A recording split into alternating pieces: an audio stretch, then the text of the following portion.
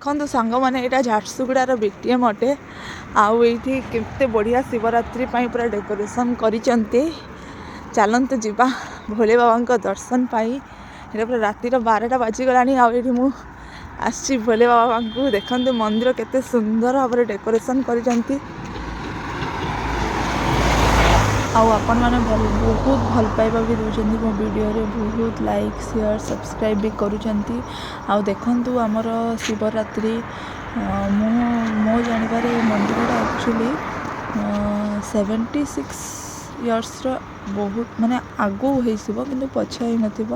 କାହିଁକି ମୁଁ ଯେତେବେଳେ ଛୋଟ ଥିଲି ମନ୍ଦିର ମୁଁ ଛୋଟବେଳୁ ପୂଜା କରି ଆସିଛି।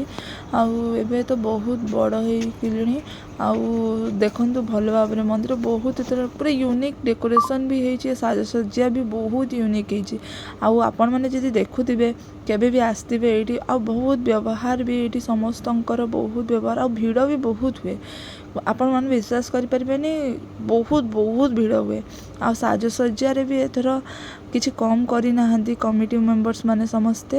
ଆଉ ବହୁତ ଭଲ ଭାବରେ ଡେକୋରେସନ୍ ହେଇଛି ଦେଖନ୍ତୁ। ଆଉ ନୂଆ ଦିନ ଆଗକୁ ତ ବଢ଼ି ଯାଉଛି ଗୋଟେ ପରେ ଗୋଟେ ସମୟ। ଆଉ ସେଇଥିପାଇଁ ସମସ୍ତେ ଚେଷ୍ଟା କରୁଛନ୍ତି ଟିକେ ନୂଆ କିଛି କରିବା ପାଇଁ। ଆର ବର୍ଷ କିଛି ଅଲଗା ଡେକୋରେସନ୍ ହେଇଥିଲା, ଏ ବର୍ଷ କିଛି ନୂଆ ଡେକୋରେସନ୍ କରିଛନ୍ତି। କଲର୍ ବି ମନ୍ଦିର ପୁରା ବଢ଼ିଆ ସୁନ୍ଦର କଲର୍ କରିଛନ୍ତି। ଆଉ ଯେଉଁମାନେ ବି ମୋ ଭିଡ଼ିଓଟାକୁ ଦେଖୁଛନ୍ତି ବହୁତ ମାତ୍ରାରେ ଲାଇକ୍ ସେୟାର ସବସ୍କ୍ରାଇବ୍ କରନ୍ତୁ। ଦେଖନ୍ତୁ ତା'ର ଧ୍ୱଜା କେତେ ସୁନ୍ଦର ଦେଖାଯାଉଛି। ଆଉ ରାତିରେ ଯେହେତୁ ଏଇଠି ମୁଁ ଥିଲି, ହେଲେ ମୁଁ ସବୁ ଜିନିଷ ମୋତେ ବହୁତ ସୁନ୍ଦର ଲାଗିଲା। ଦେଖନ୍ତୁ ମନ୍ଦିରର ଧ୍ୱଜାଟା କେତେ ସୁନ୍ଦର, ପୁରା ପବନ ଦେଇକି କେତେ ବଢ଼ିଆ ଭାବରେ ଉଡ଼ୁଛି ଦେଖନ୍ତୁ। ଆଉ ମନ୍ଦିର ଏଥର କଲର୍ ବି ବହୁତ ବଢ଼ିଆ କରିଛନ୍ତି ଦେଖନ୍ତୁ।